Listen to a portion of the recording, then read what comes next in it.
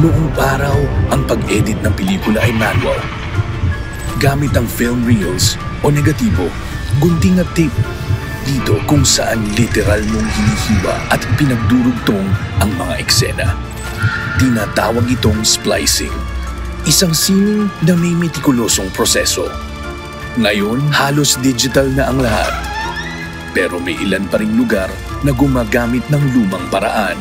At sa mga lumang lugar na yun, may isang pelikulang hindi lang basta ine-edit.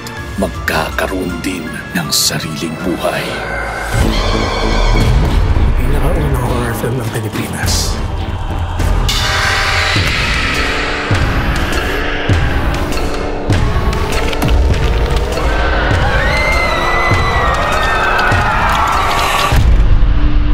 Ngayon lang ako makakapanood ng silent film na ganito.